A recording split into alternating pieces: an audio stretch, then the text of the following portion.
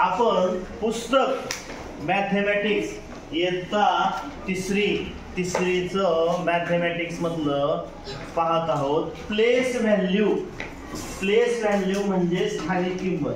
बघा हे पेज किती आहे?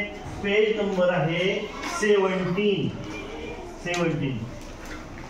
पेज नंबर 17 मधलं प्लेस व्हॅल्यू कशाला म्हणायचं तर स्थानिक किंमत. एकदम सोपं आहे. बघा इथं आहे 100, टेन्स आणि युनिट्स. 4 युनिट म्हणजे एकक, हे दशक, हे शतक. इथंच कळतंय. इथे युनिट्स किती आहेत? 4. टेन्स किती आहेत? 4. हंड्रेड्स किती आहेत? 4. आता हे 4 म्हणजे नुसतं 4 नाही तर 40. ही संख्या कशी तयार झाली? ही 40 आहे. हे 4 म्हणजे 4च आहे आणि हे 4 म्हणजे 4h म्हणजे 400. बघा लक्षात घ्या. इथं 639. इथं 6 म्हणजे 6 नाहीये. 6 म्हणजे 6 नाही. 6 म्हणजे आहे 600. 6 म्हणजे 600 आहे. पुन्हा 3 म्हणजे 30. हे बघा 3 आणि T 3T म्हणजे 30 आणि 9U म्हणजे 9च, फक्त 9. लक्षात येते का सगळ्यांच्या? हे बघा अजून एकदा 4 3 5. ही 4 म्हणजे काय आहे सांगा सगळे. हे 3 म्हणजे काय आहे? 5 म्हणजे काय आहे? करेक्ट. हे एक्सपांडेड फॉर्म झालं लगेच. आणि ही 4 ची प्लेस व्हॅल्यू लक्षात घ्या. आता इथं क्वेश्चन काय आहे? Write the place value. आपल्याला लिहायची आहे प्लेस व्हॅल्यू. कशाची लिहायची? बघा इकडे बघा वर.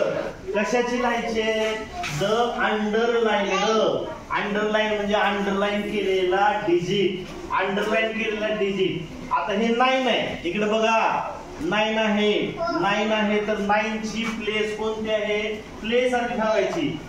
युनिट 10 100 प्लेस आहे म्हणल्यावर 900. कळलं का? आता 135. तर 3 ची प्लेस व्हॅल्यू किती असेल? 3 ची प्लेस व्हॅल्यू किती असेल? 30. इकडे बघा म्हणजे उत्तर देता येतं. जे बघत नाहीत म्हणजे उत्तर देता येणार नाही. तुमचं लक्ष नाही. 2 आणि 0 20. या 0 ची प्लेस व्हॅल्यू काय असणार आहे? लक्षात येते का? ही संख्या आता ह्याच्यामध्ये 3 ची प्लेस व्हॅल्यू किती असणार आहे? 305. म्हणजे काय उत्तर आहे 3 चं? 300. किती आहे? पुढे उत्तर द्यायली का? आता 480. 400 हे जी प्लेस व्हॅल्यू. एक्सपांडेड फॉर्म लिहा म्हणलंय का? नाही. प्लेस व्हॅल्यू फक्त याची लिहायची आहे आपल्याला. 2 ची लिहायची का? आता 3 ची लिहायची का? 3 ची लिहायची. 3 ची प्लेस व्हॅल्यू किती आली? 30. किती प्लेस व्हॅल्यू आली 3 ची? 30. आता इथं बघा आपल्या पुस्तकात इथपर्यंतच आहे. हे 4थीला उपयोगाला येतं. 2.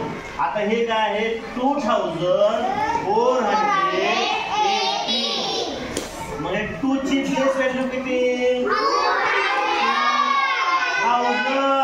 2000. याला एक सोपी आयडिया सांगू का तुम्हाला? तर ह्याची विचारली तर ह्याच्या पुढे किती अंक आहेत? 3. 2 ला 2 लिहायचं इथं. आणि किती शून्य पुढे अंक आहेत? 1 2 3. 3 शून्य द्यायची. झाले ह्याची प्लेस व्हॅल्यू. आता इथे 1 लिहिला. ह्याच्या पुढे किती अंक आहेत? 1 2 3 4. 4 अंक आहेत. 1 2 3 4.